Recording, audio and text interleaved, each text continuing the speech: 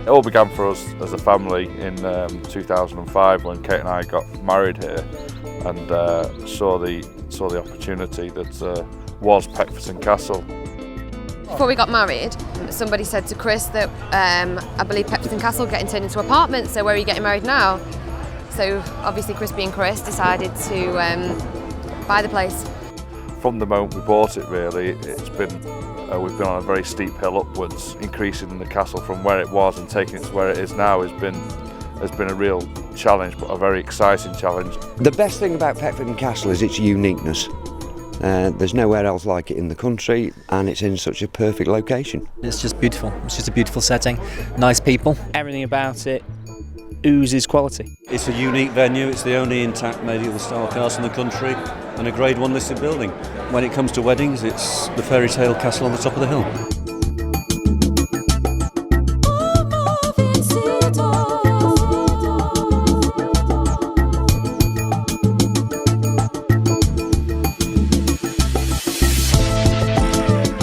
Well, I've worked here for 3.5 years now as a wedding coordinator. Coordinated hundreds and hundreds of weddings. So when I got engaged, I thought I'd better get married at the castle, or I don't think the Naylor family would be very happy.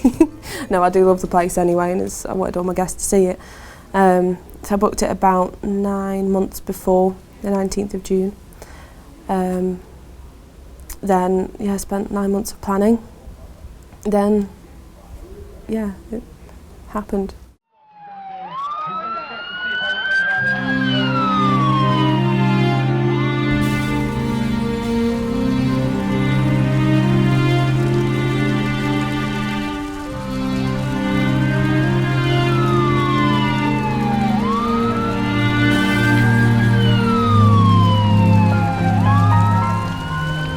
I got a phone call at 5:30 in the morning because I was on a hen party in Bath, unfortunately, to say the castle's on fire.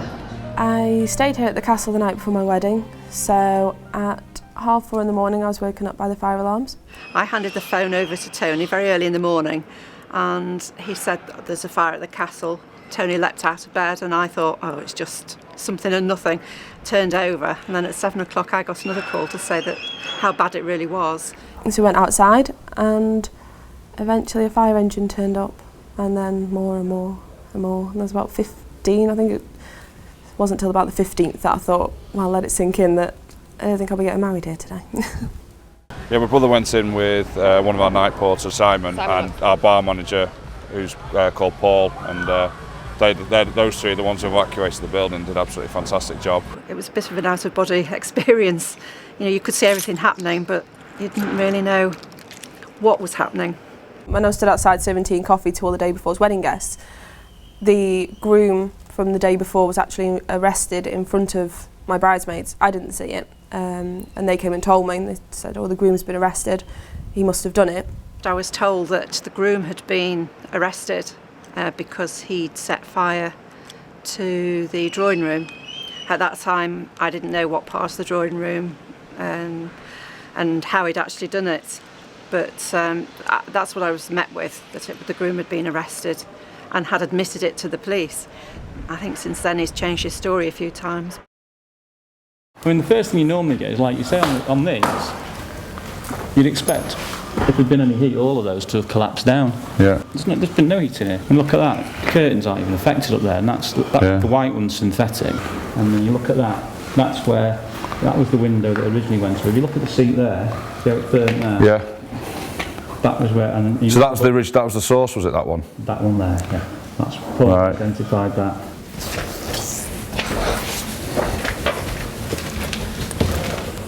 That bit of CCTV walks to there. Basically, you see him walking down through this door because the camera is there. Yeah.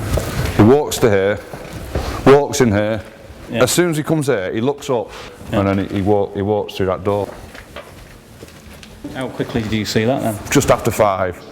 I thought, we've had all these problems, isn't it a coincidence that all of a sudden we've had a fire? It's just doesn't add up. So I said, right, so let's check it. And then as soon as I saw that, I saw him walking there, I said, I'm just going to ring the police. And you recognised who it was? Yeah, straight away, yeah.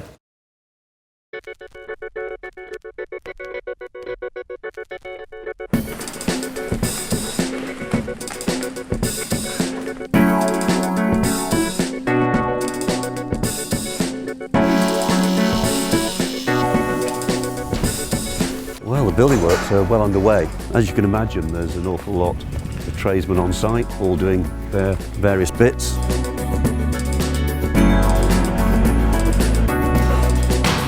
We understand the urgency that is required. It's our business, and our business is suffering as a result. We know only too well, the sooner we get back on track, we'll have a business that's even better than we had before. To us, it's a setback that has become a challenge.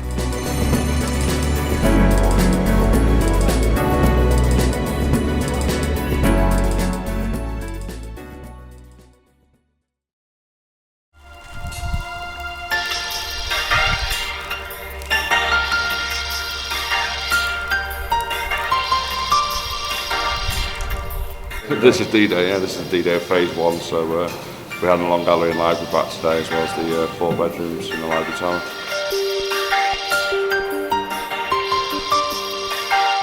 Well, it looks absolutely fantastic. Obviously it's a lot different to how it originally was. All the tapestries are up, all the decorations, just a lot more to it, a lot more interesting to be able to walk down here and look at all the features. So yeah, looking really good, really happy. I think it's been a wonderful job. It's looking bigger and better than it was before. We're just putting the finishing touches to it now to give us that extra wow factor that the castle gives everybody when they walk in.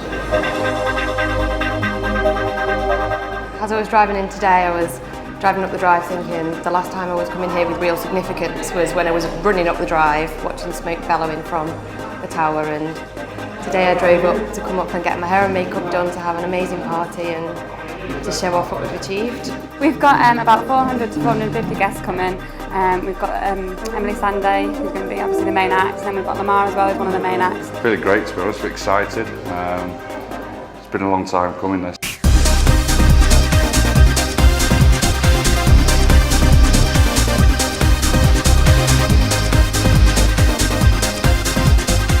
been a fantastic night. I've really enjoyed it, everything's going well.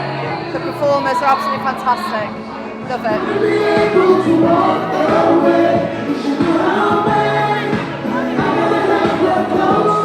It's beautiful. It's beautiful. I like the mixture of like modern and old. It's a very nice, contrast. So yeah, I love it a lot.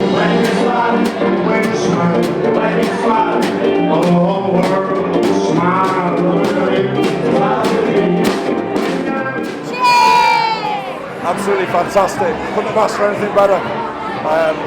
Can't fault anything. The castle's been fantastic, the staff have been fantastic, and obviously the guests have absolutely loved it.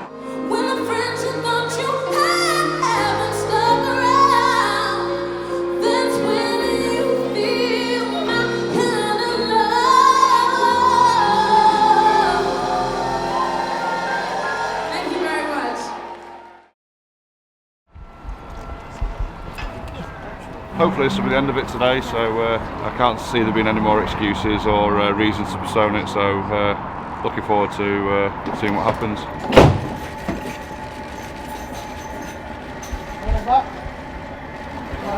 Right, that's him going in and out. Can you tell us what your reaction is to the verdict, first of all? Just glad we're over, I think. Let's draw a line under it now and just get on with making the castle a huge success. We've got our justice, I think. So we're just glad it's over. Close that chapter now. We close it and move on.